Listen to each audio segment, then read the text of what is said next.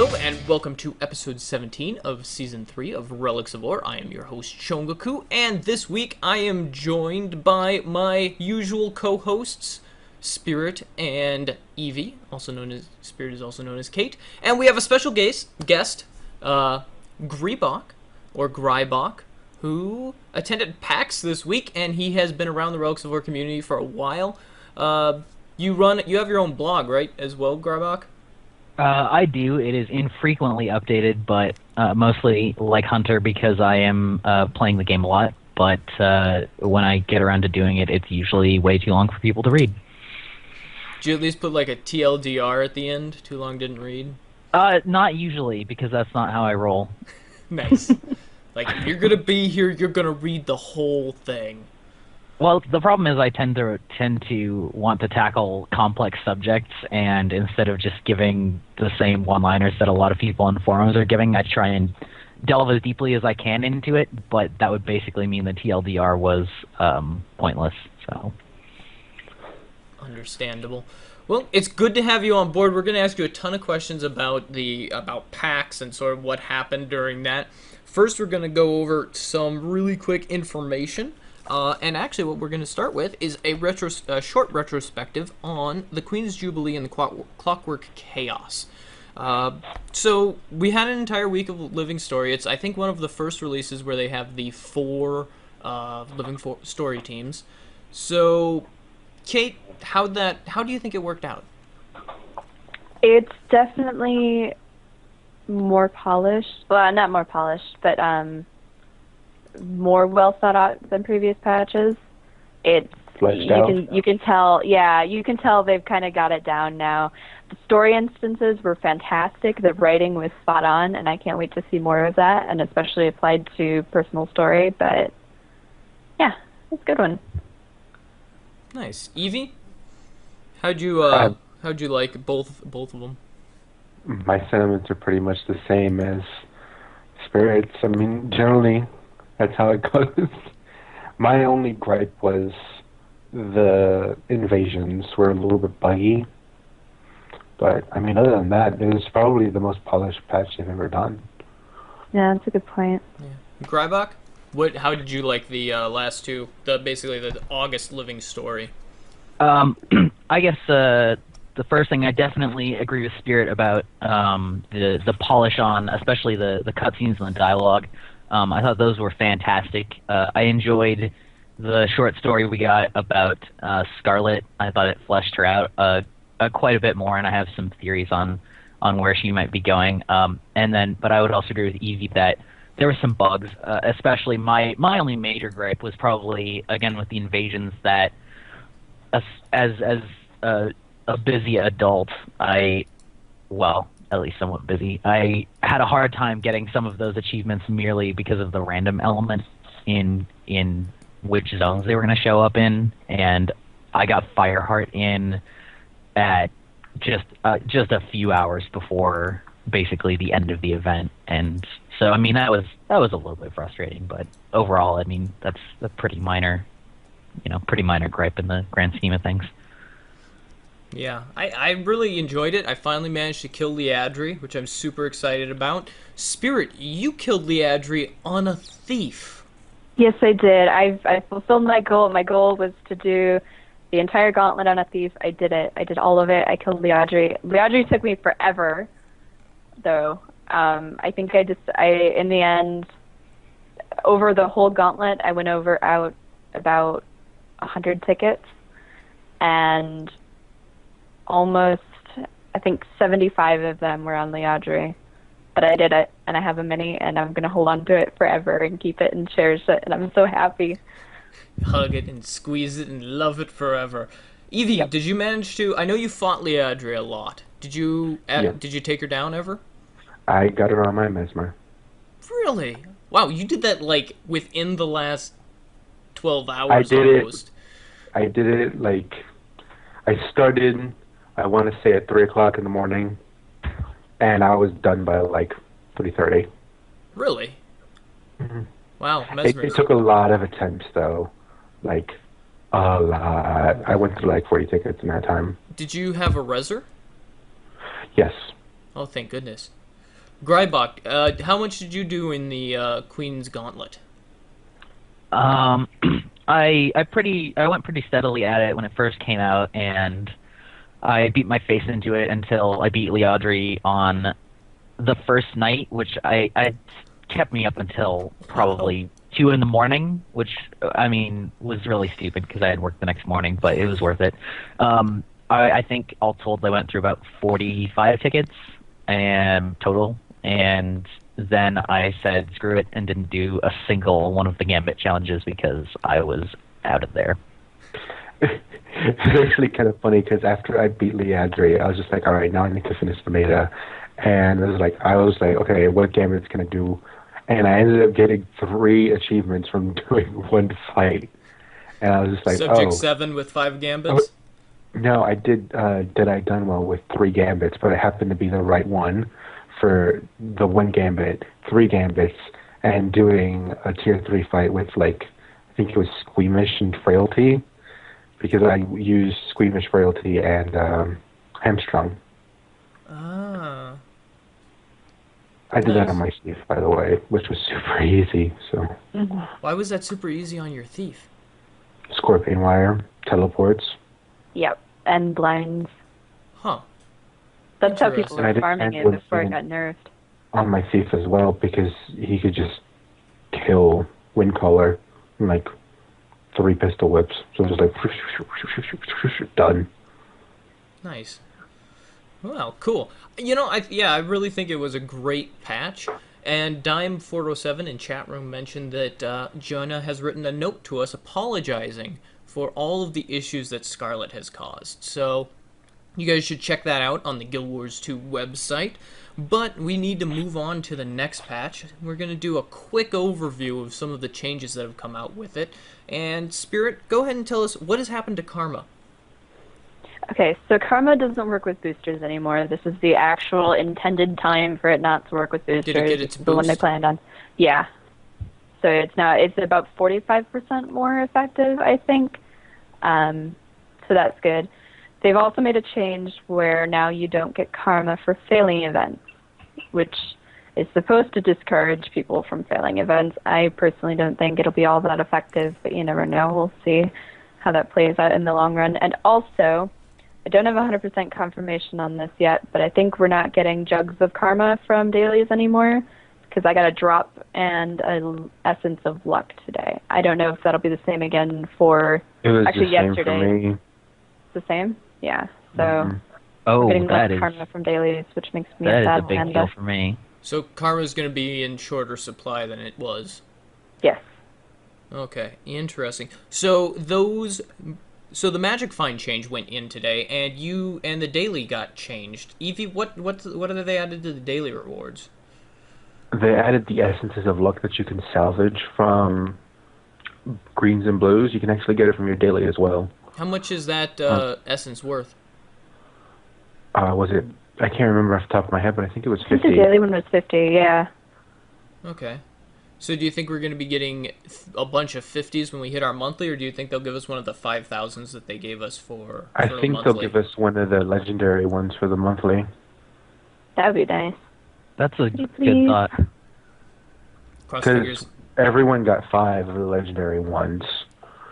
So giving one for a monthly seems kind of reasonable to me. Hmm. Yeah.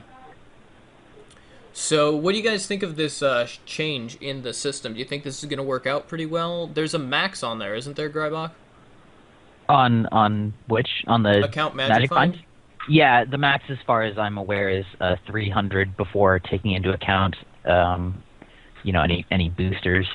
I think that this is it's sort of a complicated answer, but I think the idea is that they know that their drop rates on rares and exotics are garbage for everything that isn't a guaranteed drop, and aside from the fact that I personally don't like the choice of having terrible stats in order to have Magic Find because it's a prisoner's dilemma, I think that they sort of feel that way as well. So combined with the sort of extensive costs of some of the ascended gear crafting and knowing that armor crafting is coming down the pipeline eventually, and that's going to probably be similarly expensive.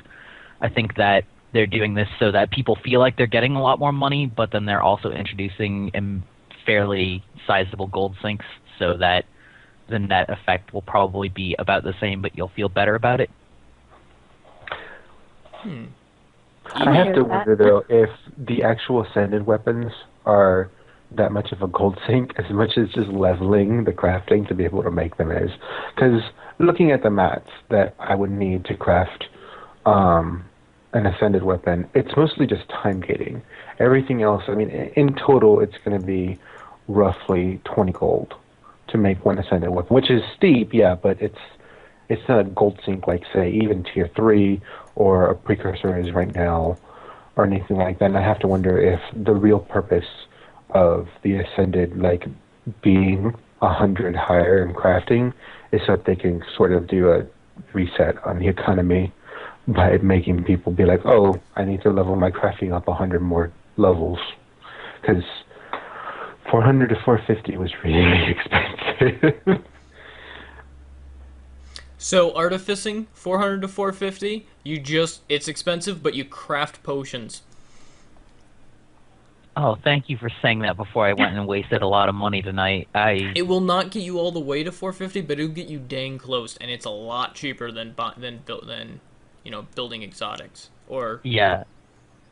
The way I did it for weaponsmithing is I just refined wood and ore to 425, and then I made 10 exotics. Yeah, so you do all your refining of the ore and the wood until it's no longer giving you anything back, and then on artificing you go and you craft all of your potions at that point, and then I'll get you to right around 340 or so. 340? 440. Yes, 440. At that point, you can just make like 3 or 4 exotics and you'll be good. It was like 4 exotics, and then I was good to go. So. Yeah, everything I've heard is that Huntsman is the most expensive one. Hasn't it always been the most brutal? Because it uses so much wood. I think it's always been one of the most expensive. I don't know. But like right now, it definitely is because ancient wood is just ridiculous. Huh. Well, it'll be interesting to see. Spirit, have you done any of the crafting yet? Hardly any. I just went in and refined my stuff. I've been saving up for my legendary, and I've been watching my precursor prices rise and my T6 mat prices rise, and that's all I've got left. And I don't want to make backwards progress by trying to make an ascended weapon, so it's kind of on hold for now for me. I'll slowly work towards it. Once I hit 450, it'll be all right, but I'm not going to sink a whole bunch of gold.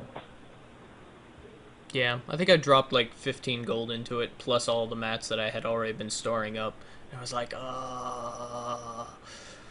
it was a bit rough, but I will survive. They have also now brought Super Adventure Box in. If you were watching before the show, we were doing a bit of Tribulation for a little while.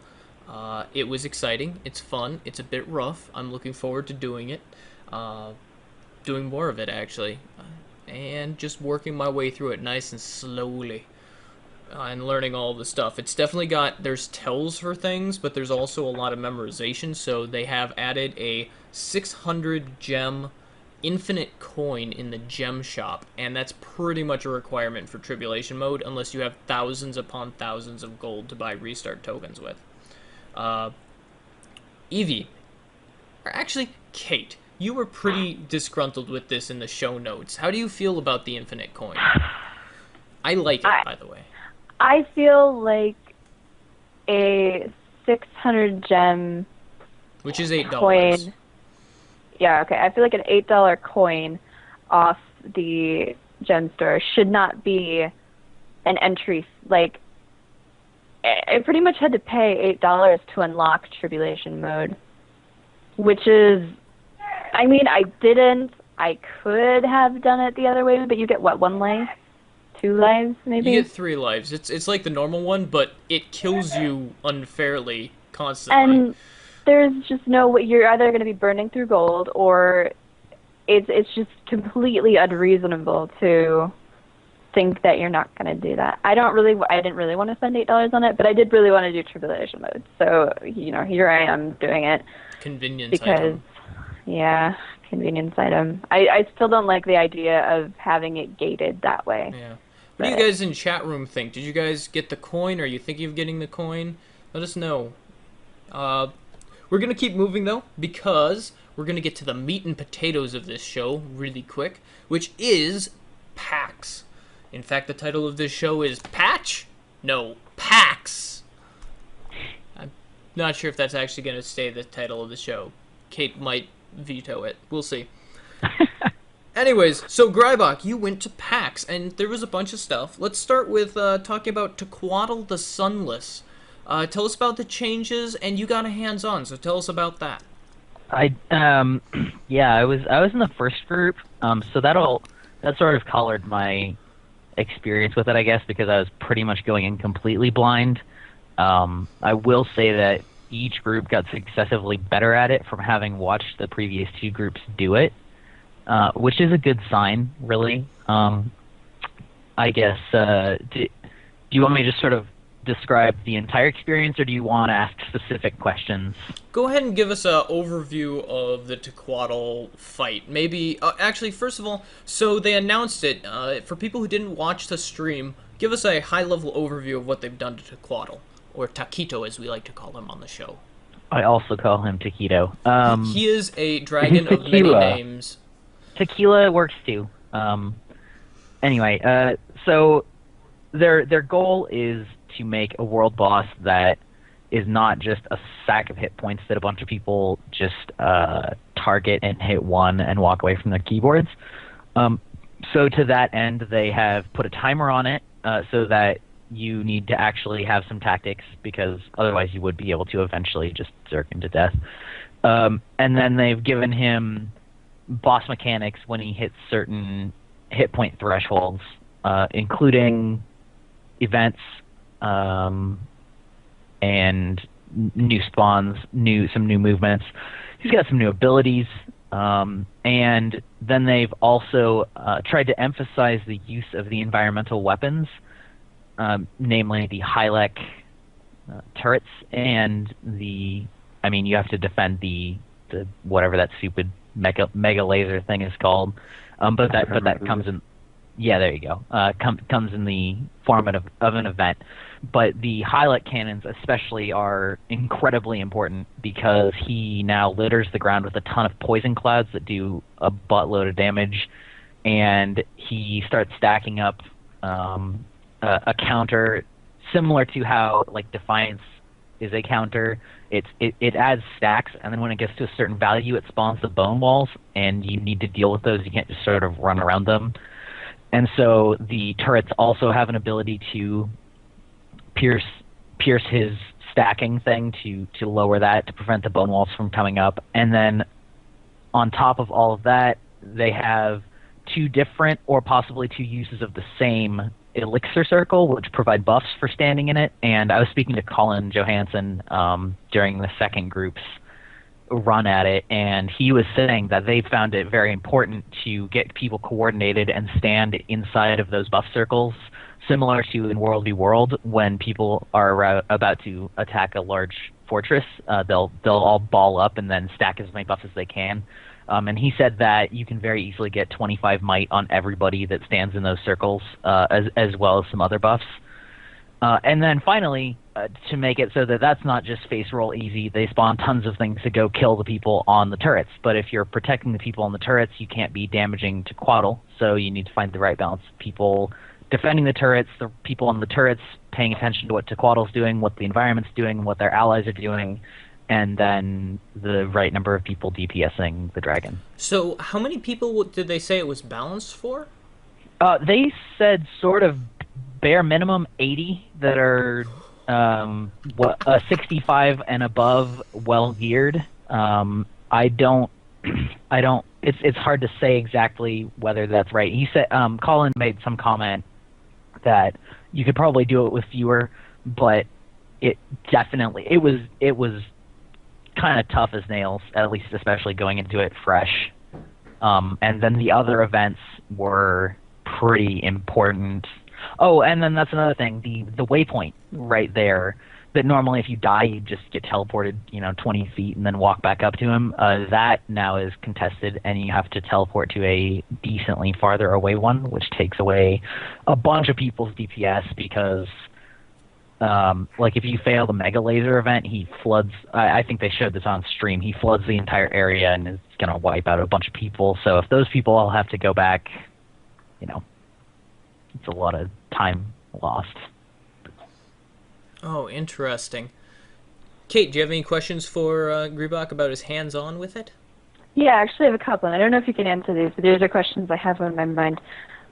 What does it take to get credit for the event? So right now, I actually, this is kind of funny. When we started fighting Tequatl, I had Christian with me, so he's Squirrel Round from our guild, and he was going around defending the laser, and I said, hey, get off the stuff. You're not going to get credit for the event if you don't smack Tequatl in the face. Is that gone? Can I participate in multiple parts of the event without losing credit? I would almost. I can't answer that with any certainty, obviously, because they didn't really tell us. But I would almost guarantee you that is now the case, that you can do what you need to do because of the changes that they made to the loot.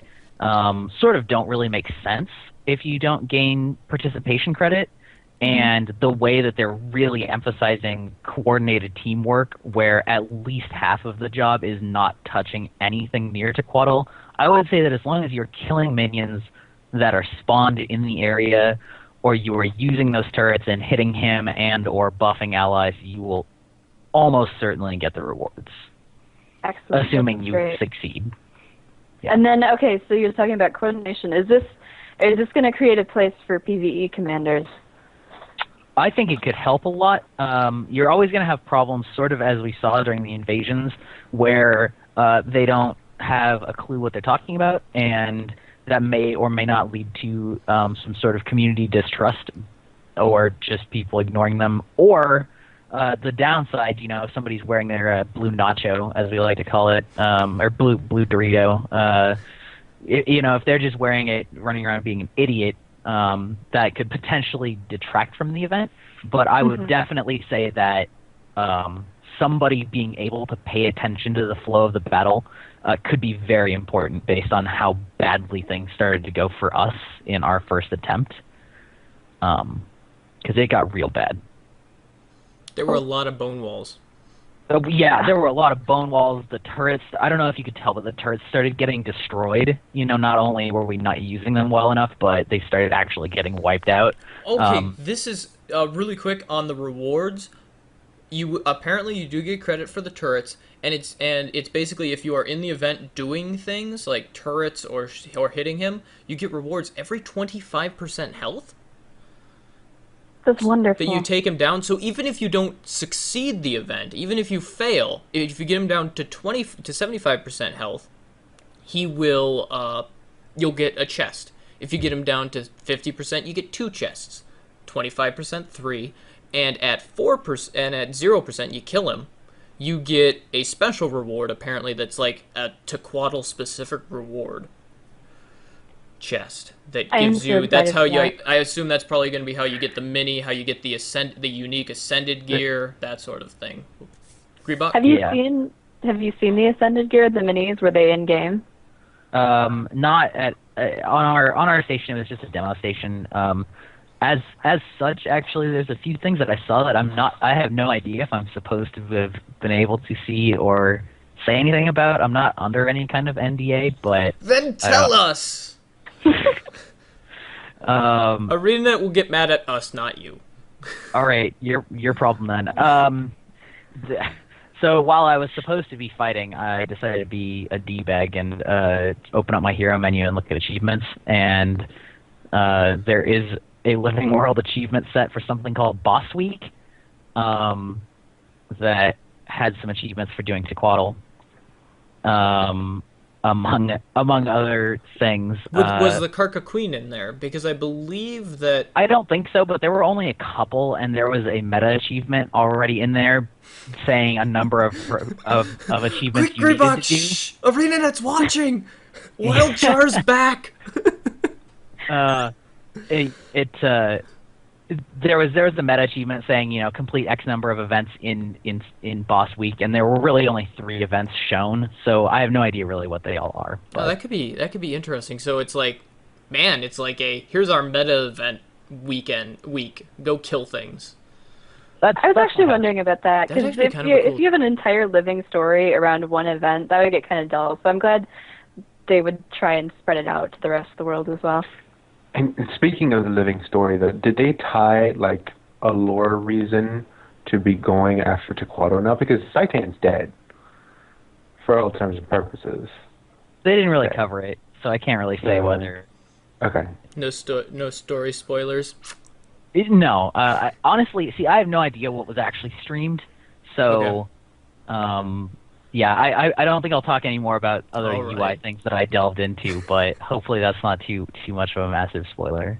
They didn't tell us not to say anything or look at anything, so clever use of game mechanics. Here we go. Can I read another quote from Colin quick? Sure. All right. I guess I'm not the says, host, I should tell you. I'm willing to bet someday when people get really good at him, less than 80 people will be able to pull it off. That tends to be how anything works in an MMO. It's balanced for 80 average players, and though it says though twice, and scaled up into the hundreds because we want to make epic large-scale encounters available to players out in the open world. We'll have a mix of lots of different types of encounters as we continue to update our boss and world encounters, but Tequatl specifically is intended to go for the epic scale. The idea is we're going to make him hard and require a lot of players, and he needs to have rewards that make that time worthwhile. In the next update, the same philosophy will apply to the Karka Queen, who will get a bump to her rewards as well as her given difficulty, and her player baseline number is much lower than 80. Extra bonus info: the highest chance of having a rare chance ascended weapon for you is from Tequatl's daily bonus chest if you defeat him. Game on. Colin Nice. Johansson. So, how was your experience? So, before you were like trying to data mine and be all sneaky and stuff, before that, so what was the Tequatl fight like for you? What did you experience in that? It was very confusing is not the right word, because I knew why we were failing or what was going on, but it was difficult to decide, I guess, what to do. It was definitely hard. There's a small degree to which, you know, obviously we as players were uncomfortable with our characters and setups because we were spawned in on demo stations with level 80 of every profession with sort of a pre-built build and, you know, all of your key mappings reset, which I don't know if any of you have tried to go and play on somebody else's key mappings, but it is no bueno. Press 6. Yeah, well, yeah, so I actually, that was the first thing I did, was I went in and remapped all of my controls, so I apologize to whoever took over my station. You're like, what is this? It was fun. Oh, that was another thing. I don't know what they showed on the stream, but they added in the whirlpool mechanic where he'll spawn these things that suck you underwater, and then you have to swim to the surface while you're getting constantly damaged in this underwater cavern thing, which all I know is that I'm going to try and go there on purpose because I have an underwater legendary. But check it out, guys. yeah, right. I'm the big dog around here. But anyway, it was a lot of fun. It was definitely a vast. I would say it's by far the best mechanics of any of the open world bosses that we have seen, that I have tried, and I could see some similar reworks coming for both of the other Dragon Lieutenants, especially for The Shatner. Yes, thank you. I was totally blanking on his name. I could only think of the Elder Dragon. Yeah. Yeah, Krelky. I could definitely see some major improvements going there, and for Jorlag, Claw. I think there would just be some retooling, because that fight already had some of those mechanics with the golems that you had to clear the path for, while you're getting attacked, and if all they would really have to do for that would be to emphasize that you need to actually defend all those NPCs that all the champions go up there and mug to death, because nobody does that. And I feel like that sort of exemplifies what they're trying to do is that they have secondary mechanics in these fights, and that nobody cares about them because the opportunity cost is too great to go care when you could just be DPSing the boss. So, Yeah. It just works so well. Evie, do you have any questions for Greibach about Um, Tokito? in what you saw that fight, does it look like they're trying to emphasize control and support a little bit more than in the past? yes, somewhat, somewhat. I will say that during the it's so the event sort of alternated in phases. The first phase was sort of the circle zerk where everybody just goes up there and DPSs his face off. And again, that requires all those other elements, but those are map elements, not class elements, to be using those cannons and things like that. However, when you had to defend the Mega Laser, I was playing Necromancer because that was what I was most comfortable with, and it was very it definitely emphasized being able to, I mean, somewhat killing, yes, but there were so many enemies, and I definitely felt like I was helping a lot with my ability to slow them down because they didn't have to walk very far to get to those mega lasers, and if the mega laser goes down, you basically can't win. And you have to defend the mega laser, I believe, 3 times every 25% that it gets taken down. So I would say somewhat. As for support, probably as well, just because those poison clouds, you're not going to be able to hit all of them due to the prevalence of them and the recharge on the cannons. I actually spend a lot of the time on the turret because necromancers DPSing a boss with condition damage are awful. So there's going to be a lot of people taking. There was a lot of rezzing that had to go on, and so support, I imagine, will probably find a pretty decent spot in there as well. So I would say that it's not the DPS is the most important because if you can't damage him fast enough, he won't. You'll just lose. But they definitely encourage it far more than any of the other meta events. Could you see a guild building like when they go in to fight him, even if they don't field 80 people? Like there's the Zerg. Could you see a guild like getting a group of maybe 6 or 7 or like 3 to 5 guardians and just being like, you are the res squad, go? I suppose, yeah. Again, it's a little bit hard to extrapolate out from experience, having taken it completely fresh without any past experience. But I think that there's definitely a place for small organized groups within an organized larger group, much like World v. World. I think they're taking a lot of cues from things that World v. World does extremely well, in that having small groups being able to do small objectives that all add up to a large impact, while also still letting you Zerg. So. All right, then the question that people have been asking, and so I'm putting on my tinfoil hat for this question. Do you think that this is what ArenaNet was talking about when they said that they have their answer to raiding in development? Ooh. I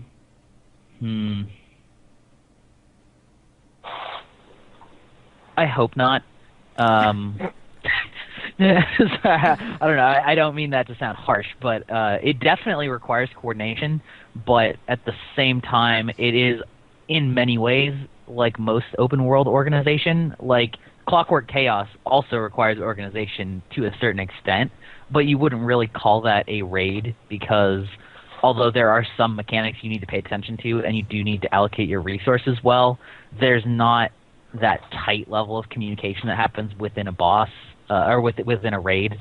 And although the mechanics are fairly varied and interesting, I don't think that they would be I don't think that there are enough of them in any of these specific fights to make that worth your while. And then finally, they're still on random timers, so having raiding be on a random timer blows.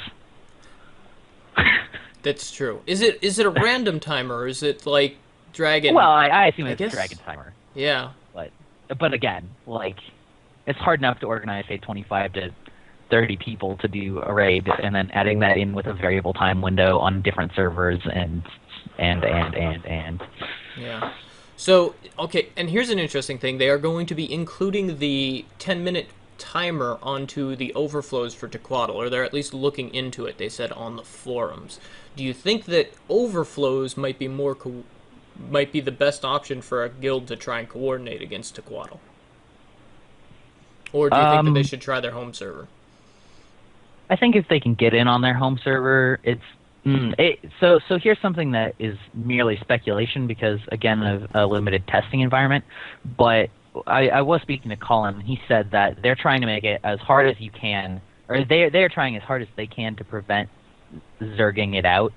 And so in that way, it could, in fact, be detrimental to have players that are there that don't know what they're doing, because if they make it harder and they aren't adding a net positive gain, the more people that show up, the worse it does, which, hopefully it doesn't create a caustic environment, but I could see that happening from how I saw some of the Clockwork Chaos map chat go when people were not doing it right. However, I don't really think that it would be best to try and get into overflow, simply because you do sort of need that minimum threshold of people, and it might be hard to get that many people, into an overflow in time, if you will. Yeah, no, that's a good point. So, oh my goodness, it's so bright. My eyes. There we go. Cool. Well, yeah. I'm really bad at the whole flow from Tequatl to the ArenaNet party in general. So you talked to Colin Johansson, as you've established. Who all did you get to talk to, and what sorts of things did you talk to them about? Okay, let's see. So I guess the first people I talked to were CMs. I talked to Ruby and to, oh gosh, now I'm forgetting his name. He's one of the European CMs, and although I did speak with Stefan. No.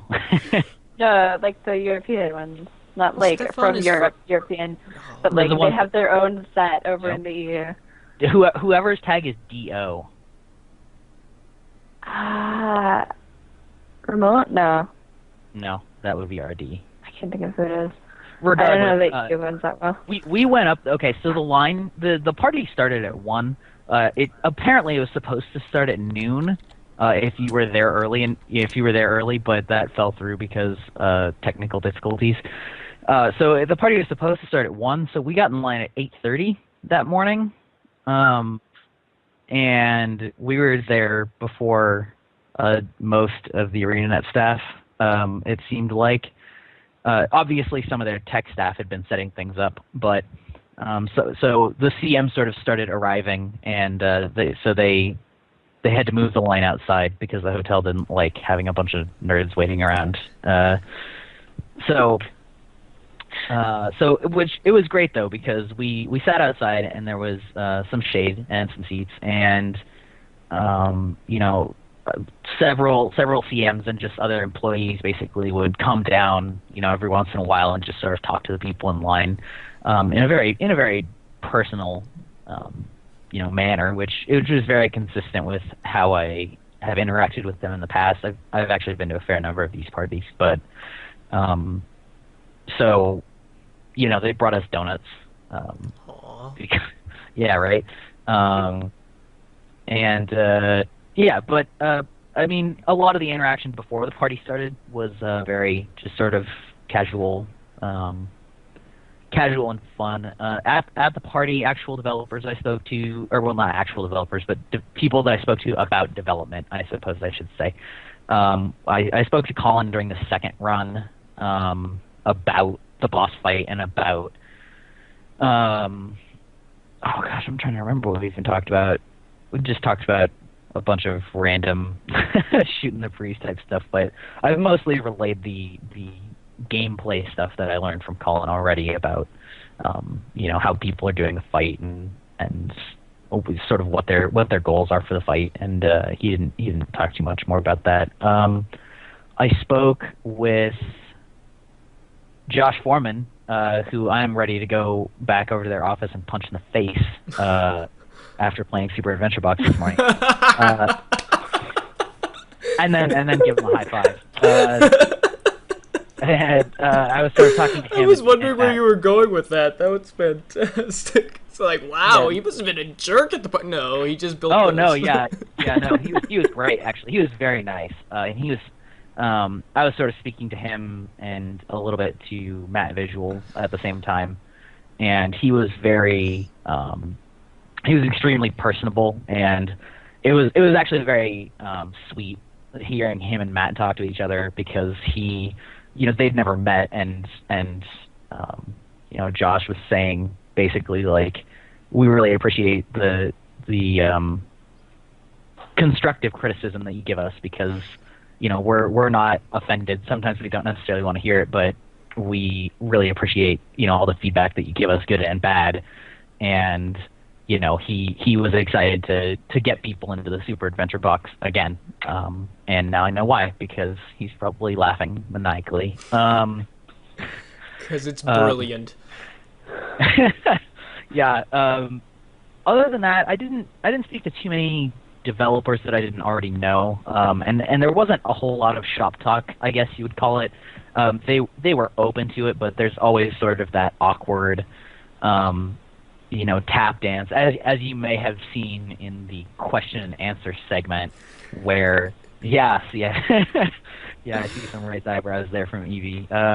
It's there's always sort of that awkward song and dance where that they either can't or are uncomfortable answering any of sort of the quote unquote hard hitting questions because really there's no winning answer. Mm-hmm. There's no way for them to come out on top there, and if you're just there to complain, sorry, I had to change my wording. If you're just there to complain at them, it's not very nice, and so to a certain extent, there's a lot that they're limited in discussing, but it was definitely fun to talk about the things that they were talking about that day, like the Tequato fight, because it was obvious that they were allowed to and eager to, see how people did. Oh, that was interesting. Actually, I think it was Colin, but it may have been somebody else said that they were watching our live performance, and that if any of us beat it, they would make it harder. But one group got really close. The third group probably got it down to about 15% hit points. So I was actually very impressed with that. Wow. And that's with fewer people. Was it? It was still 60 total, wasn't it? Or did they field the full 80? Yeah, that kind of fewer people. Yeah, but to be fair, there were probably only. Ooh, my estimation skills are not too bad, but I would say probably 30 of us there, and the rest were studio staff. But the third group had devs doing health cheats. All of the groups had devs, which sort of informs my opinion about people that don't know what they're doing can make it harder, because we, obviously had no idea what we were doing, but those same devs were there in all three bouts, and they got progressively better as the players at PAX sort of started learning what was going down. So, Tequado's animations look pretty amazing now. Were they impressive to see? Yeah, absolutely. It was still a little disappointing in that he was still very stationary for the actual fighting portion, but when he was transitioning between the phases where you had to defend the Mega Laser and stuff, and when he sent that big, huge tidal wave, those looked really, really slick, and that definitely at least improved the sort of the feel of it being a real live boss, and the fact that it transitioned at every 25% hit points had it transitioning at least a moderate amount of the time. I mean, when it ran around, during the Mega Laser event, it was holy crud, get out of that guy's way. It looked very good. So like I said, to a certain extent, it's still stationary when you're actually hitting it, but it's definitely not like a cutscene when he is doing his big moves, and he does a lot more big moves than before. So, cool. Definite improvement. All right. So who else did you talk to during the party? So we got Colin Johansson. You talked to some CMs. Not George Foreman. Josh. There we go. Josh Foreman. George Foreman punches people. Or did. No, he's he was very nice, and I'm just kidding about wanting to punch him, but I did bash my face against the wall for about 3 hours today on Super Adventure Box World 2-2. There's this brutal part. We can talk about it later if you want, but it hurt real bad. Nice. Other members of the staff. I mean, I talked to Elizabeth a fair amount, but we already are acquainted. Most of the time at the party, really, though, I was mostly just kind of wanting to be socializing with people from Twit Guild because we had a fair number of them in the audience that I'd never met in person, and other community people. So while there were a lot of devs to talk to, a lot of people were already talking to them, and I couldn't really think of anything constructive to say, so I talked to the ones that I already sort of knew. So not too many other devs as far as that goes. Cool. So you met a bunch of people from Twit Guild, so who all was there from Twit Guild, actually? Oh, lordy, I don't want to hurt anybody's feelings. Give me a second. Quick, we'll get up in the guild roster. Yeah. No, so one of our guild leaders, Optimus Maleficus, was there. Nice. Liz was there. Here we go. Neo Nugget, the Guild Wars 2 guru moderator. Will Bender, Jujiko, the Lazy Geek, Lore Master K, Malibu Barbie, who runs Pink Day in LA. Caden, Arceus, I guess is how you pronounce his name. Anybody else from Twit there? I'm sure there's probably one or two more that I missed, but that's my quick and dirty list. Nice, cool. That's one thing that I was disappointed. I was really looking forward to going and meeting people from from like Twit and stuff, because I pop into their chat every once in a while and say, hey, who wants to run a dungeon? And then I disappear back into Relics of War. Yeah. Yeah, I think we all do that at one point or another. I think we do. It's like, hi, Twit Guild, how are you guys doing? Yeah, no, that is one of the best things about those parties, is that most of the people that are there are very obviously diehard fans, but more than anything, a lot of them have been to a lot of those events because they have been interested and invested in the community and the company and the game and all that for a long time. And so there's actually several people there that I knew only from those parties, and it's very I don't know if they broadcast this, but Mike O'Brien said that at ArenaNet one of their goals is that everybody who wants to can have a friend who works at ArenaNet, and that is very much the vibe of those things. They are very they're very down to earth, and they're very I don't know the proper conjugation of this. They have a lot of humility, I suppose, about their job. Humble? They're not. Yeah, they're very humble. Thank you. I don't say Use that the word root very often. word. Yeah, well, they're very humble, and they're very appreciative, and they're very normal, really. And so being able to spend a lot of quality time with members of the community and developers and all of those people, it's just very fun. There are very few awkward people. There are always going to be a couple, but for the most part, everybody is amazing. So Cool. What else? So I'm going to ask you a few general PAX questions, because you see a ton of stuff at PAX. What games did you see at PAX outside of Guild Wars 2? Because I think they were just at the hotel. What sort of things caught your attention at PAX? Oh gosh, I would like to know. Sure. PAX is like a whirlwind, and I actually saw very little of it this year. I was planning to go Friday, Saturday, Sunday, and then when I found out that the ANET party started at 1 instead of at 8 in the evening like previously, I pretty much just said Saturday's a write-off. Like, I just gave my pass away to a friend. And then Friday I got smacked with a surprise wedding about a month before PAX, so I also missed Friday. And then by Sunday, after having driven to the islands and back for a wedding on Friday, and then getting up early to get in line at 8 and getting home at 1 a.m. on Saturday. Sunday, I was about ready to die, so I pretty much just walked around the convention center once.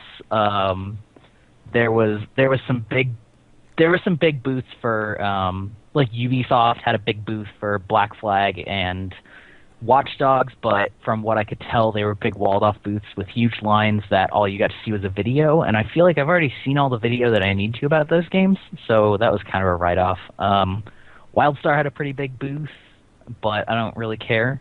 Sorry, that's kind of rude, but I don't. Once you add the sub fee on, I think that filters out a lot of players. Yeah, that's definitely true. There was a ton of indie games there, so many that I couldn't even list any of them, but they had a much larger presence there even in the previous years. They've been steadily growing, and they have a big presence in the back corner there. I got to play the new Chivalry expansion, which I don't know if any of you play Chivalry, but that game is a blast, and it is dumb. I've watched some Let's Plays of Chivalry. It does look insane, because swords... Yeah. Yeah. Yeah, no, it's really stupid, but it's incredibly fun, which is pretty much the best combination. It's a great game to play when you're drunk. So in case you're not aware, Chivalry is coming out with an expansion that is partnered with The Deadliest Warrior from, I believe, Spike TV. And so instead of the normal classes, you have different ancient civilizations warriors. So there's like Spartans versus Samurai versus 6 other unrevealed classes. And well, you have to have Viking berserkers. Yeah, I'm sure that Vikings and like like Germanic berserkers or whatever, barbarians or whatever are going to be in there. But all I know is that I got to be a samurai and use a Nodachi and a Naginata and stomp some pubs. So sounds like a thing I need to own. I don't even know what a pub is, but that sounds amazing. I mean, like, did you go and drink and then, like, stomp on, like, a building? No, pubs, like public players. You know, like noobs. Like people that are bad at the game. No, whole pubs. Yeah, well, it's also a Godzilla mode. That's why he was a samurai. He was just stomping on the buildings. Yeah, right. Giant weapon. No, but that was fun. I felt kind of bad, but then I didn't because I was having a lot of fun, and screw those guys. So, that was fun. League of Legends had an enormous area. I didn't even go to it, but I saw all of the area. Like, have any of you 3 been to PAX before? I have not. Mm-mm.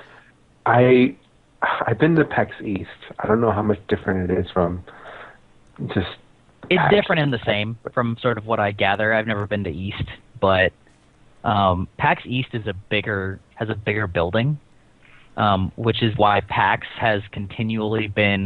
Prime has been continually renting out more and more hotel lobbies and like ballrooms every year around it. PAX Prime is in like 8 buildings, and League of Legends took up an enormous chunk of the building, and the queue room, which probably holds, Jesus, I can't even estimate, 2,000 people. Maybe more, was basically getting turned into an overflow where people were just sitting down on the hard-ass concrete floor watching the stream from upstairs, which was also full. Wow. So I didn't watch it, but I saw them. Final Fantasy Square had a fairly big presence with the new Final Fantasy 13 and Lightning Returns, and with their Kingdom Hearts 1.5 remix, re-release, everything, just like Nintendo does. Are they going to release that for PC? I doubt it. Oddly enough, they're releasing it for PS3, even though PS4 comes out in November, so it's a little baffling. And also, of course, Final Fantasy 14, a Realm re-released because it was garbage, which I also don't care about because it doesn't look fun to me. So, and it has a sub-fee. What's that? And it has a sub-fee. Yeah, exactly. Which, there's nothing. I'm gonna say this to chat in case anybody cares. I don't have anything against those games. Honestly, I don't have anything against them or anybody that wants to play them. They're just not my cup of tea. So, I'm a jerk. It's okay, Greibach. I'm sitting here and I'm like, I want to play a game like Black Desert. And then Evie and Spirit are like, Evie and Kate are like, "Oh my goodness, Sandbox, you're insane." I'm like, "But Sandbox," and see that's why I We don't have play very different sandboxes. tastes in MMOs, None but of my friends like sandboxes. I don't object to sandboxes. They just have to be done correctly. Sandboxes are the games that I want to hear about other people playing. I would never want to play Eve, but God, do I love reading about Eve. So true. Yeah, so... And then you I'm meet someone glad who that they actually exist. plays Eve, and then you start talking about it, and you're like, "Oh yeah, I understand all this stuff." And they're like, "But you don't. How do you know this if you don't play?" I met like this. I was shopping for a car once, and like the guy who was selling it to me played Eve. Was trying to sell it to me, played Eve, and we got talking about Eve online, and it was hilarious. Because he's like, "Oh yeah, we did this and this." I'm like, "Oh yeah, how did you do this?" And I was like asking him detailed questions, and he's like, "Wow, you played?" I'm like, "For like a month, and then I quit and just read a lot." Eve, the game that's better when you're reading about it.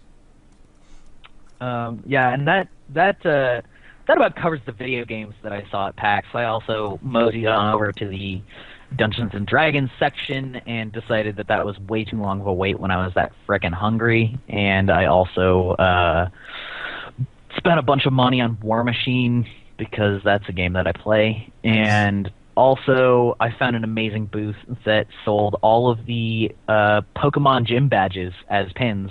And so I bought 2 full sets of those. And my fiance... Yeah, they're amazing. I have the bag, actually. I can tell you, here's some product placement for not sponsor. It's okay. We do like not sponsored from like Simply Orange. I've got some Skippy peanut butter, I think, still under my desk. Are we doing not sponsors right now? Yeah, Why is it apparently. under your The desk? drink of choice for college students. Yeah, so it's not sponsor time at sanshee.com. That's SANSHEE.com. And they had some kick-ass Ocarina of Time pendant necklaces that were of the 3 first temples that you did as a child, of the the emerald and the ruby and the yes, your face there, Kate. My fiance bought one of those. I bought the Pokemon gym badges and also a super awesome pair of Paragon and Renegade Mass Effect arm pins that are really good looking. And yeah, no, that I hadn't spent any money at PAX, and then I found the War Machine booth and that booth, and bam, $300 were gone. It was just it was horrible. I'm on their Maybe I website should now. go to PAX. I want to buy yeah. all the things. Just bring Squirrel with you, and he'll be like, "No, no, Kate, bad, no." Because as Oh, and far I as I can tell, bought he's some responsible. Steel D6s. Oh, nice. Yeah. So yeah, that was all the merch. And speaking of merch, I don't know if you guys are aware, but ArenaNet parties have kick-ass loot. They have raffles, and the raffle prizes. There was the GTX 7. I don't know, 50, 60, 70, whatever is hot these days with the kids and their graphics cards. Holy smokes. And the other prizes was a bundle of the big Steel Series bundle of the Guild Wars 2 Dragon mousepad, the Guild Wars 2 mouse, the Guild Wars 2 mechanical gaming keyboard, and also headset. And my fiance won that, so Nice. her computer is way sweeter than mine is now. And I actually won Charlie, the Char plushie, 2 years ago. So far, my record is fairly horrible, and in that people hate me. Because you have the Char plushie. Yeah, exactly. Yeah, somebody in chat's saying that some crazy German guy sold the Mr. Sparkles minicode for $700. I thought it was 1,000.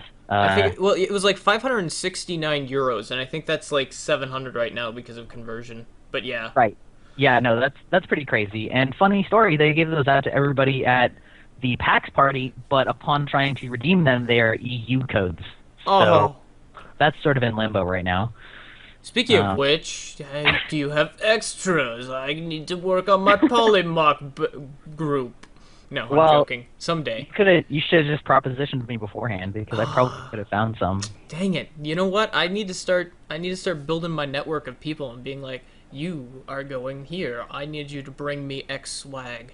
I'm gonna start at requesting swag now. That is a thing that will happen. Yeah, they're pretty nice about that.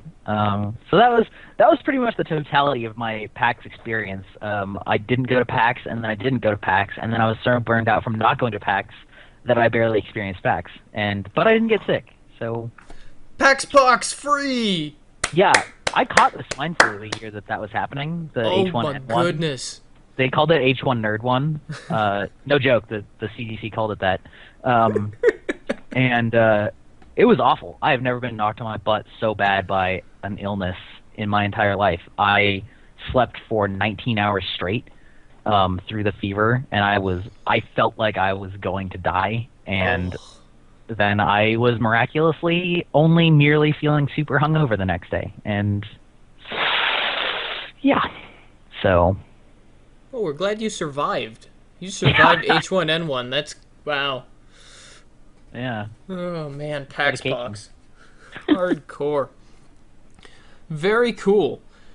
Is there anything else you'd like to share? Any other stories or any sort of interactions that you had with ANET that you'd like to share? Would you like to wave at Wildchar, who is our resident ANET coder? I will. I will wave at him or her. No, it was a great time, and I highly encourage anybody that has the chance to go and do one of those things. And yes, you really do need to be in line early. There were people that never got in. The line wrapped around the building by around noon, 11:30. It's nuts, but they take care of you once you're inside. So aside from that, there was a PvP match, which I see is in the show notes. I don't have a lot to say about it, but I will throw in commentary here and there, and I will let you guys talk about what you saw if you care or not. I haven't actually watched it yet. I feel a little bit bad. Like, I've been trying to watch the entire PAX tournament, and I've been terrible at it. Evie, did you get around to watching it? I'm not gonna lie. I ended up skimming it because it was so boring. So what exactly happened? Car Crash won, we know that, but how did the fights go? Was it the typical stack on center point and just mash each other's face until you win? They mashed their face together. I heard there was a petting zoo. I was there for the petting zoo. Petting zoo is in reference to the Ranger Spirits. I was really excited when I heard petting zoo. And it's kind of a joke that Crouch made, I guess. I have no idea exactly how it started. But that got nerfed today. Yay! Or, no, I like petting zoo. So what exactly is the petting zoo? What happens when you have a petting zoo in PvP? It's a ranger with 4 spirits out. And if there's 2 of them fighting each other, then there's like 8 spirits, and it's just chaos, I assume. So why is that an issue? Well, because these spirits, because of the way that they worked, a ranger could literally have them out 100% of the time. Okay. And Wow. they would output healing, a bunch of support. I mean, it was really, I hate to say it, but it was OP. No, it's not. I read the PvP forums. It's not OP. It was the only way that rangers could possibly be viable ever. It was the only viable build they had, but it was also an OP build. Now, they haven't nerfed it into the ground by any means. Now they shaved it. I think what they did was really reasonable. Obviously, you just have to. So what exactly did they do? How did they shave it? I mean, now, it's a little bit creepy that they're shaving a petting zoo, though. Oh my god. Now, instead of the cooldown resetting as soon as you summon the spirit, it starts when the spirit dies. To compensate for that, they lower the cooldown from 60 seconds to 25. I thought that the spirits had a detonation skill. They do. So how did the thing reset or how did the cooldown start from as soon as you summon them? Shouldn't it spawn after you detonate them? No. Okay, so is that what happens now? Is either after detonation or death is when the when it starts respawning, like in like Necropets? Hmm. Okay, please continue. Here's the thing: when you detonate a spirit, it doesn't die. It Oh. just uses skill. Really? I thought it. did. Oh. So is it like engineer turrets, like when you activate their overcharge? Yeah. It's more like an overcharge than So it's like a detonate. mobile engineer turret. Well, if you have the trait for it. Huh. So, so what else did they do then? I mean, so is the cooldown still really long then? It's either that or those people like never detonated their spirits, which could be. Because I've never seen a spirit die in the middle of a fight, unless it was being attacked. So, I don't play Ranger, so Yeah. I'm going to throw my hands up in the air and say I honestly don't know 100%, but that's always been my impression of it, that it was more of an overcharge than an actual detonate. I think it was an actual. I think it's an actual detonate. I'm pretty confident.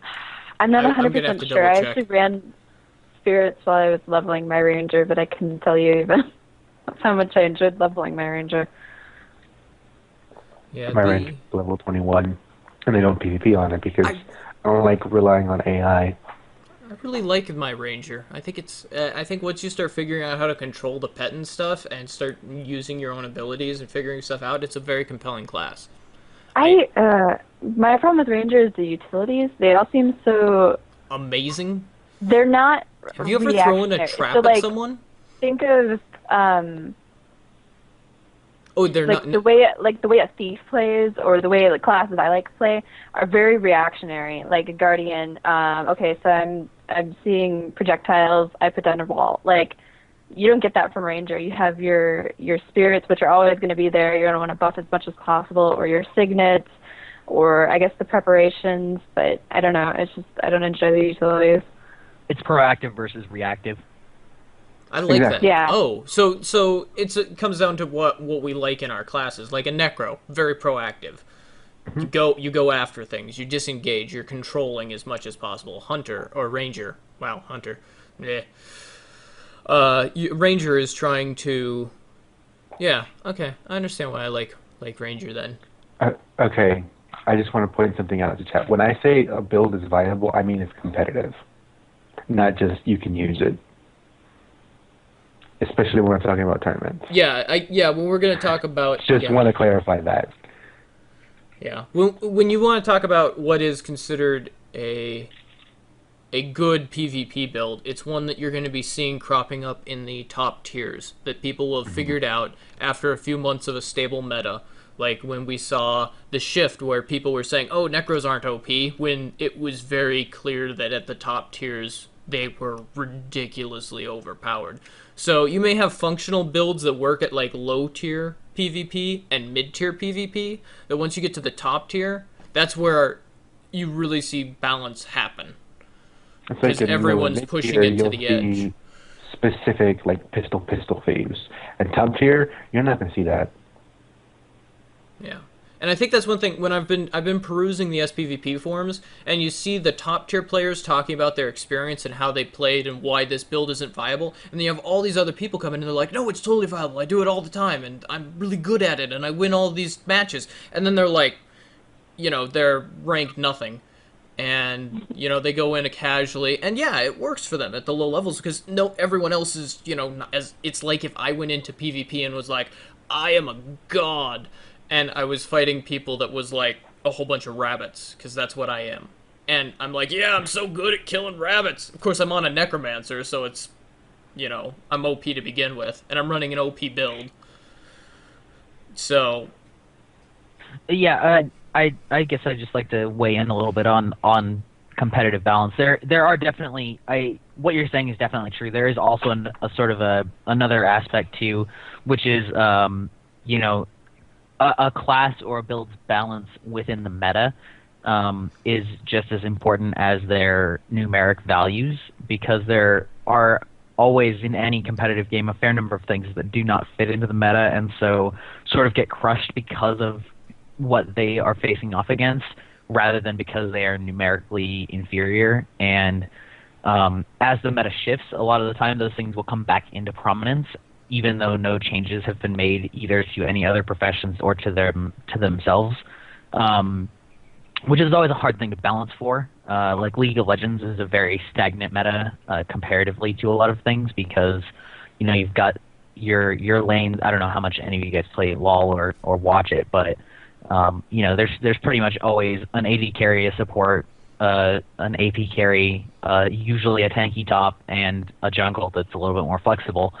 But you never see games like it used to be, where people didn't take a jungle, where they just did 2-1-2, like two in two lanes and one in the other, and you don't see an AP go with a support, and you don't there's all these things that you don't see, and part of it is because of the effectiveness of things at certain roles, but part of that is because that's what you're fighting against.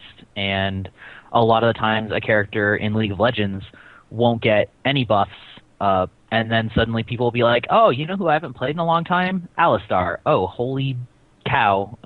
Actually, that's a good one. So, that's good, because cow, Alistar's a Minotaur.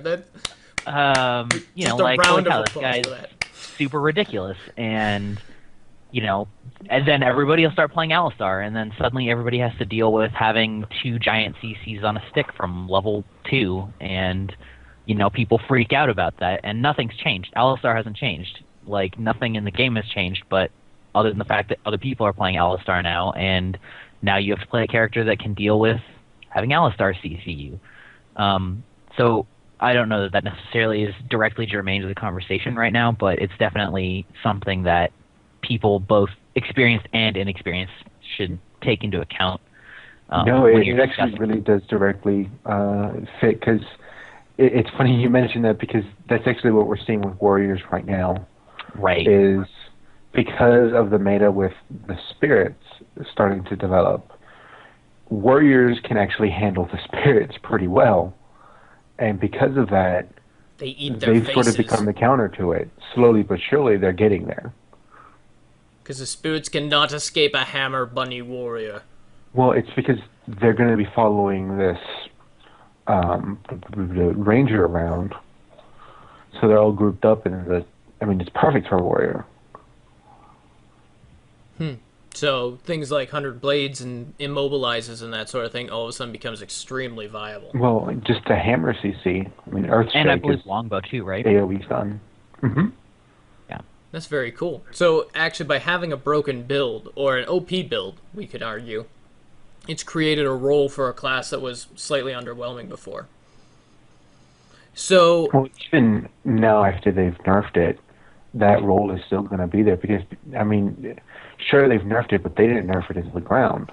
So now the question comes in, though, what's going to happen to the sit on center point and punch each other in the face for 15 minutes meta?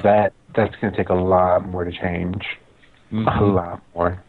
So what do you think they could do, Evie? My suggestion would be to shave, and I've fallen in love with this term.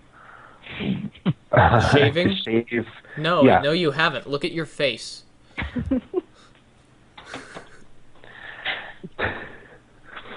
My suggestion would be to shave condition damage. It's the meta for a reason, and that's because it's superior to power in so many ways. Until we see at least some power return, it's not gonna really change as far as how the actual gameplay goes. What was that noise? Sorry. Someone's playing ping pong in your house.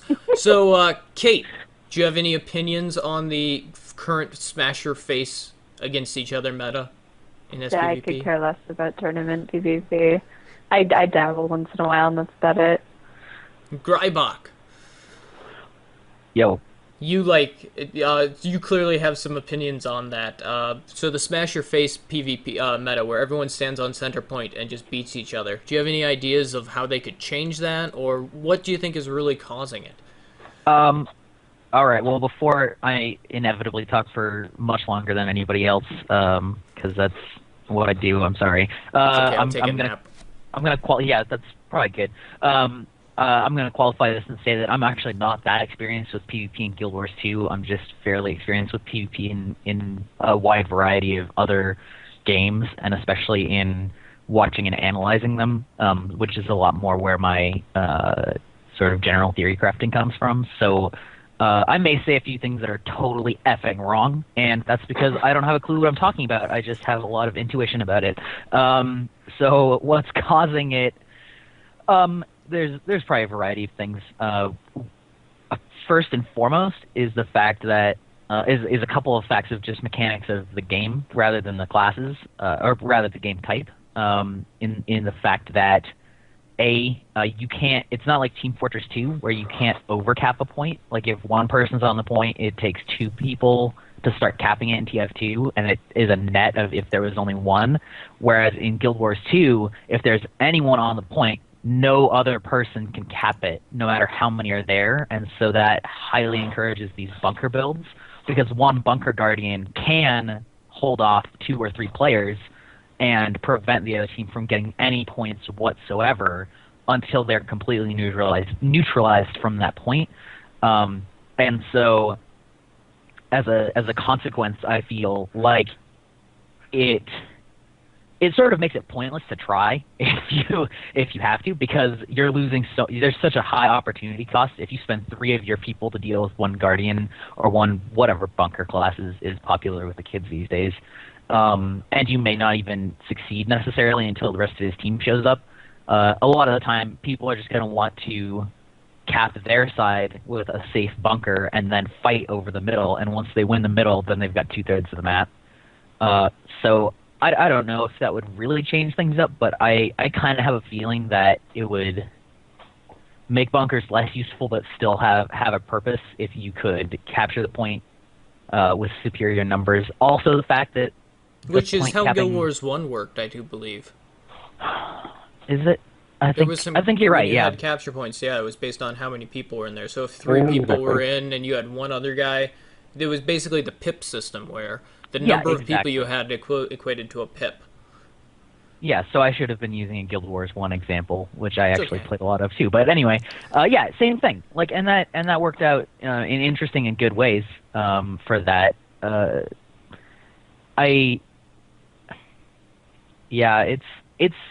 It's one of those problems. Like Evie said, it's a really deep and thorny problem, and it goes both between how classes interact with each other and just how the actual map format is. And I'm sure that they're aware of it, but the fact that we can sit here and prognosticate about it for at least an hour, I'm sure, probably should tell you that there is an endlessly deep, infinitely deep discussion that has to happen at ArenaNet side that we're either not privy to or just in general, like, they know there's so many variables and they don't want to screw things up even worse than they already are. But that capping system, also the fact that one person capping is the same as 3 people capping. Again, back to the pip system. If you just send one person to cap that lone point, they cap it just as fast as if you sent 3, and so you have no reason to send 3 at all. Like, I've been doing PvP wrong. I thought that there was a pip system. Yeah, well, exactly. Everybody did that came from it. I know that I did. And it's got the little pip arrows on the circle too, and I'm like, oh, clearly, those arrows grow based on how many people. No, apparently not. As far as I know, correct me if I'm wrong. No, I think you're correct. You're completely right. That is unfortunate. That's again, that really encourages a high stratification of builds where you have that bunker whose whole job is to be a pain in the ass and not do anything except not die, and then you have other people whose basic job is to go away. And when you get the bunkers on their near spawn points, then nobody's going to want to try and take that from them because you need to outnumber them, but the act of outnumbering them means that you are by definition outnumbered elsewhere, and if that elsewhere is the middle, then you've lost a point that's harder for you to take back than their near point is for them to take back, and it's a net loss. And so people are inevitably going to tend towards picking their easy cap and then smashing face in the middle until you win, because there's no alternative play. I mean, they try it with the unique mechanics like the trebuchet to get people off the center point because you can bombard it, and that does work to a certain extent, but it's a problem that's sort of endemic to the way that they've made capturing work, as far as I see it. Yeah. The good news is that they have a lot of people on it, and they are thinking about balance in that. John Sharp, I do believe. I think they both are involved in designing, but I'm sure you're talking about Jonathan Sharp. Chaplin. Yeah, Jonathan Sharp just wrote a massive blog post, or not even a blog post, a forum post. It was 3 pages long. Yeah, it was great. Entries. It was 3 entries, which is equivalent to like a Word doc page, I think. And it was massive. And he went over actually a lot of the sort of things that we're talking about, and also the shaving. He discussed, why people should shave and not have really hairy face. No, that's not what he was talking about with shaving. Evie, you love shaving apparently, except in real life. What is shaving in Guild Wars 2? Shaving is basically like if it's too strong, instead of playing whack-a-mole with a Nerf bat, you just kind of shave the edge of the power off, give it just a little bit less, and just see how it evolves from there. If it's still too much, just shave a little bit more, trim, and just until it gets right. It's a long process, but it gives time for the meta to actually react to a change rather than just completely destroying it. Unlike when they turned Necros into death-dealing conditioned gods. Or when they nerfed DD Elementalists. Well, yeah, but it's a DD Elementalist. Who plays DD Elementalist? I think most Ellies no one actually, anymore. I think most Ellies did. I've never enjoyed that playstyle. I was always like Scepter Dagger or something. But that is definitely something. And then they brought Rangers up. But they are working on the balance, and I think that the Necro patch, which is where a lot of the stuff just went insane, was what led to the shaving concept. Because all of a sudden they're like, we can't do that again. Because we turned Necros into gods of doom, and we really shouldn't do that again. And so now they're shaving us. And people on the PvP forums are like, oh no, the necromancers are being destroyed. And I'm like, I think we probably should be shaved, actually. What do you think, Greibach? Necros need a little bit of shaving? Well, I haven't played one in PvP because I don't do that too much in this game. No, there's not a huge split. Well, as a short aside, that's because the rewards don't carry over. I like having PvP that doesn't reward the PvP players with better gear, just like every other competitive PvP game. But the fact that any time that I'm spending doing that is time away from a legendary or whatever kind of blows. As to whether they should be shaved, I think my build doesn't need to be shaved. Surprise. Are you running minions? Everybody says that. No, I'm running Wells, and I've been running Wells since launch. I think the real issue is the crazy condition Mancer that I've been running. Right, yes. And I can definitely see an argument for that. The biggest problems that Necromancers faced for a long time, in PvE is obviously the condition cap, but a huge problem is that we, by design, don't have mobility. We don't have escapes. We don't have disengages, and that's an intentional design choice. Not comparatively. Compared to every other class in the game. Necros have a lot of disengages. Not escapes, but disengages they do. It's somewhat. True. Well, I mean, with our fears, Staff 5's a disengage. Death Shroud itself is a disengage on some level. Death Shroud 2 is a disengage. You have a lot of slows. You have blinds. Well, blinds, yeah, but a lot of those are, I guess what I'm saying is, there's opportunity cost to use them. We are great at preventing other people from doing things to us. Yeah. Other classes engages don't require the opponent to be anywhere. Like, you can use leaps and jumps, and like a lot of the things you just mentioned still requires to be in range of them. That means that they're going to have a finite usefulness or not usefulness, but they're going to have a finite ability for us to get farther away compared to the ability to close distance. And that's they've talked about it before. That's very intentional because people have a hard time getting away from us because of all the cripples and the chills and the blinds and the fears and the we have a lot of ways to F up enemies, but if we need to just like pork chop sandwiches get the F out, thieves were not, and that's fine.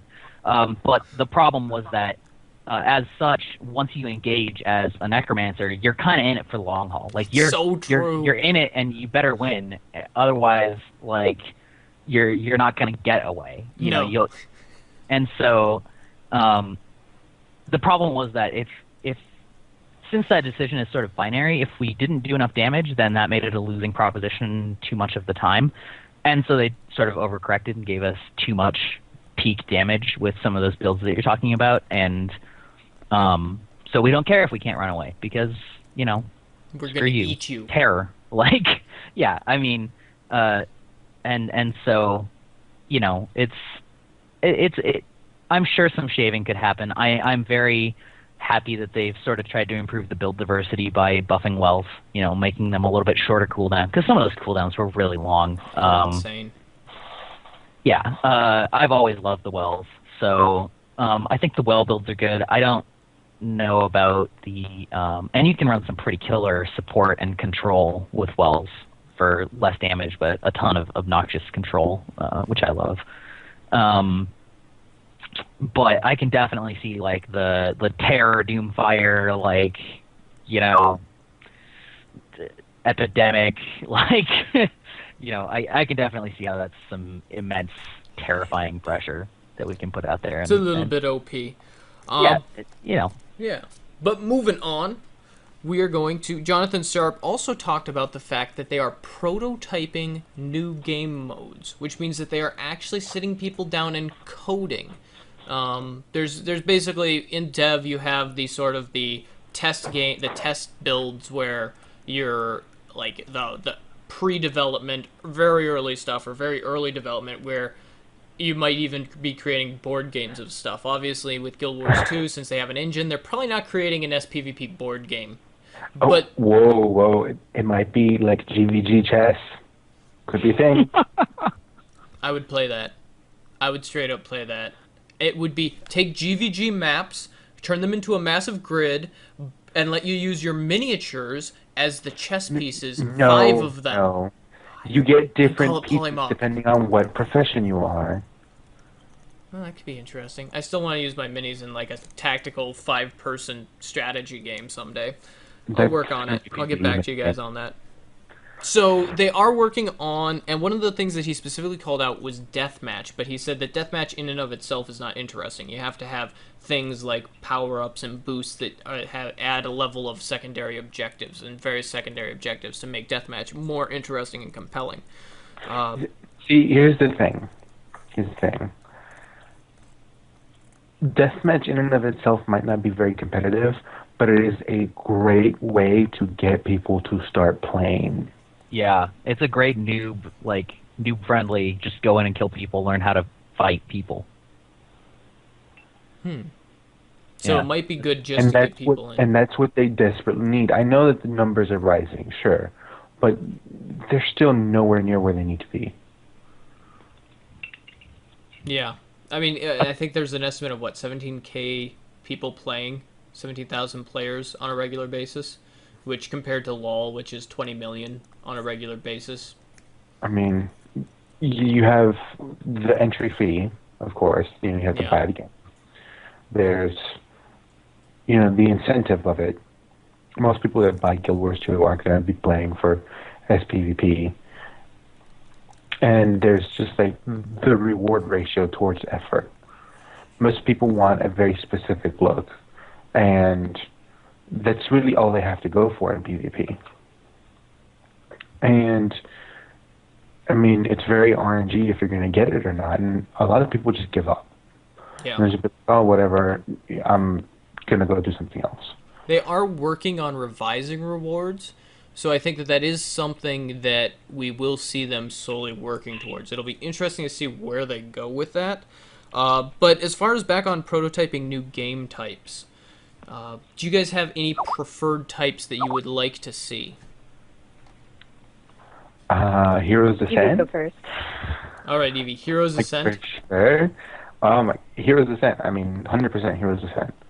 To me, that was the best game type that existed in Guild Wars 1. It was probably the longest living one as far as like actual activity of anyone actually doing it. And part of that was probably because it was tied to the favor of the gods for so long. So there was the reward system already built in. There were multiple tiers. Even within this one game type, there were multiple like different challenges within it. There was the first entry. There was sort of PvE, but it was basically a DPS check.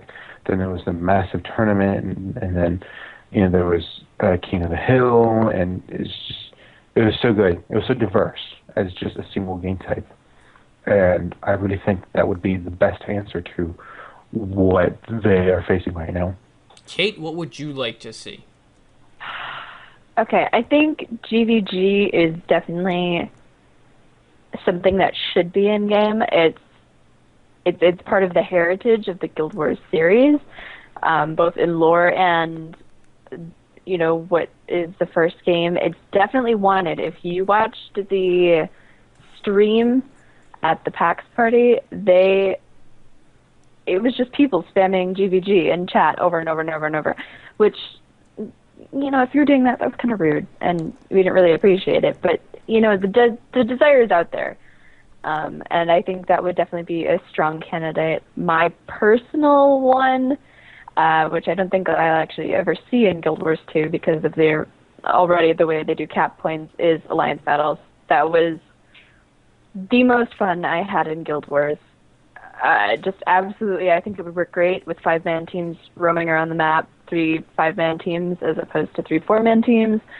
I think it could be a wonderful experience, but like I said, it's going to overlap with the cap points that we have now, which is another concern that they actually talked about. They said they're worried about new game types splitting off the player base, and again, Alliance Battles is a perfect example of how that played out in Guild Wars, where there were PvP types that just died out. I mean, probably from about, I want to say, so about 2 years ago now, Alliance Battles in Guild Wars completely dead. Remember, this is about a year, 8 months pre-Guild Wars 2 launch, just completely dead. And I think I've been in there once or twice since. I've seen one person, and you need 12 people on each side to get a match going. So, yeah, Alliance Battles is something near and dear to my heart, and I feel passionately about it, but I think we'll see it back. So Greibach, what would you like to see? It sounds like in chat you were saying Alliance Battles as well.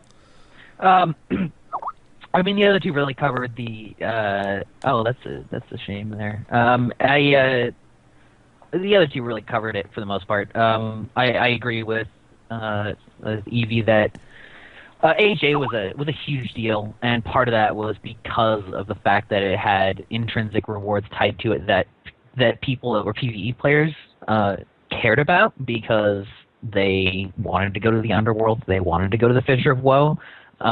Although most people just sit there and complain that they didn't have the favor rather than go into PvP, but that was at least something of a motivator. And Well, it wasn't just that either, though. There was also Celestial Sigils, which Right. is how you got guild halls, which wasn't necessarily PvE specific, or PvP specific for that matter, but it was still a big thing. well, it was PvP specific because that was the only way to do GVG, but well, I mean, it was both, but and that touches upon the other point, is they did have real tangible rewards for both PvE and PvP by playing it, and you didn't need to level up your PvE character, to play PvP. You got that auto level 20 with the infinite spawn gear option. I think that would have been a little bit better to have sort of a bit of a merge between what we have then and now. But the fact of the matter is that HA had some really, really expensive rewards, and that was how PvP players could make money, was by winning HA. They made enough money to do things in HA, as far as I understand it.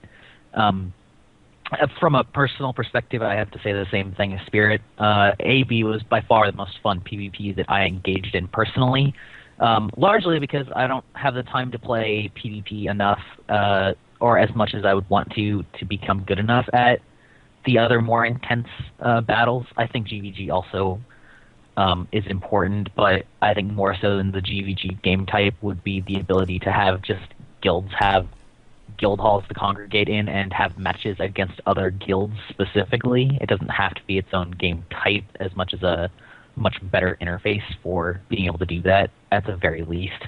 But she's right with the cap point mechanic having a lot of overlap with current S&T PvP. But that is, I mean, again, that's a great way to have larger scale PvP. When I heard about World v. World, my hope was that it was going to basically be giant alliance battles, and while technically it kind of is, it really isn't. Which is a whole lot of saying nothing, but it doesn't feel the same because it's too big. And that's not a complaint about World v. World. I think World v. World is fantastic, but World v. World is World v. World. It's not AB. And because, speaking of speaking of World versus World, Season 1 has been announced. Yep. Nice segue there. That kind of came out of nowhere for me. How do you guys, Evie? What do you think? I've actually been expecting this for quite some time for them to pull something like this, mostly because World v. World has been needing a reset. And this is the most convenient way for them to do it. Interesting. So, how do you guys think it's going to turn out? I know that Northern Shiver Peaks is going to be in the bottom. There's 3 tiers, I do believe, of 12 servers each. Bronze tier, let's go. We will rule the bronze tier, right behind like Yak's Bend and Emery Bay. Well, no, Emery Bay I think is in silver now. Who else? Dude, I think Yak's Bend is placed 9th, which puts us in tier 3. How'd you guys get to 9th place? What happened? We've been in 9th and 10th for ages. How did you guys get better than us? We've just been consistent. You've just gotten worse. Yeah. Wait, Yak's Anyway, Bend? sorry, continue on. Yak's Bend. I have problems with them. Heat of Madness. No, well, it was Yak's Bend. Well, back in the day when hacking was a lot more common, Yak's Bend used a lot of fly hacks against us, and I've held a grudge ever since. I saw a lot of flight hacks used against the Yak's Bend, so, you know. Yeah, I think it was on every server. No, it was common. I just Yak's Bend, for some reason, stuck with me as a server that I should shame for the rest of, Guild Wars 2's existence. It's okay, we can still be friends. Aww. Why can't we be friends? Because no more singing. Hacking bots. Actually, speaking of singing, we are going to finish off this episode with an ode to the new Ascended Gear tiers. Evie took the entirety of A Whole New World and wrote new lyrics to it. Nope, not happening. Can you at least read it like a beat poet? I can get some bongos. No, you can do it. There you go. I really can't You sing it. Like, I cannot actually sing this. I tried singing it earlier today all by myself. And I wasn't singing all by myself. I was singing this song. Because you don't want me singing in public very often. Which is odd that I do a podcast and sing on it. But I couldn't carry the tune through the whole thing. I mean, most people argue I can't carry a tune anyways. But this was a little bit more hardcore than that. But you need to be Jim Core to be able to sing A Whole New my World. plan with this is to make some sort of video with it. Can you and I'm auto-tune gonna this need sucker? someone else. Can you auto-tune this? We'll Do you make a have video. auto-tune? I'll do Alright. your email voice. Okay, there we go. Very nice. Oh, Hunter is trying to ban me from singing. I'm the host of this show. I can sing if I want to. It's my show and I can sing if I want to. All right, we'll get you guys a video with us singing. we will but not figure on the air. something out. So, all right. I think that I'm going to call it a night. We've been talking for about an hour and a half, which is our normal show length. And then when we do the audio version of it, it's going to be down to like an hour because of pauses and that sort of thing. But Greibach, thank you very much for coming on the show. Where can people find you if they want to hear more of your awesome long posts? Yeah, it's greibach.wordpress.com. Technically, it is called Greibach's normal form, but I wouldn't search for that because what you'll probably find is what it's actually named after, which is high-level automata theory in computer science. So I'm looking to change that name and rebrand it. I am open to suggestions because now that people I actually kind of like it.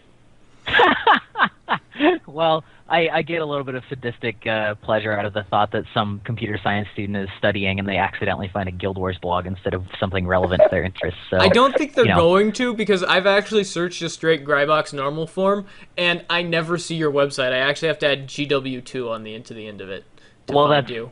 That's good to know that I'm not at the top of your Google hits. No, that could probably be the problem.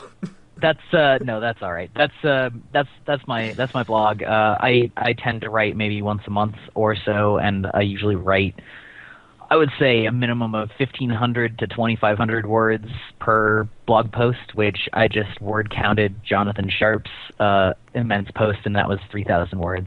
So Epic. That'll give you a taste of what it's like to read my blog. Or you can follow me at King Street ST Greibach. On Twitter, I swear a lot, so if you're not cool with that, then you can gacky off. So. Yeah. All right, well, thank you guys for watching. We're probably going to hop in game, so if you want to hunt down Shongaku or Spirit Face or Eevee or even Greibach, feel free to message us if you want to join Relics of War in-game or on Northern Shiver Peaks, and you can come play the game with us. We would love to hang out with you guys. We do guild missions every Saturday at, what time is it, Kate? Half hour after reset. It's 8:30 Eastern, 5:30 Pacific. All right. So definitely check that out. You can head to our website, relicsofore.com, where you will find most of the latest episodes posted. I have not finished editing episode 16 yet, and this is episode 17. So you'll get a double feature this week, probably. Other than that, you can also get onto our forums. Kate will check them and respond sometimes if you weren't responding. But definitely, if you want to start conversations, that sort of thing, check those out.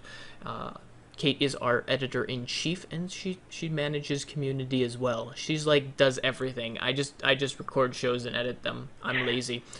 You can also email us if you have questions or comments, or you want a specific topic you want us to talk about. You can email us at relicsofore@gmail.com, or you can tweet at us, relicsofore, which is at relicsofore. You can also find Eevee at Evenus, Kate at Damn Violas, and me at Shongaku, although I usually spend most of my time on the Relics of War Twitter account. So thank you guys again for watching. Fantastic to have you guys, and wonderful to see a busy chat room. So have a good one, guys. See you in game. To save the night, I close my eyes and drift away. Another time, another place holds me. Everything is withering around me, but deep inside of me, the changes come closing in. Sound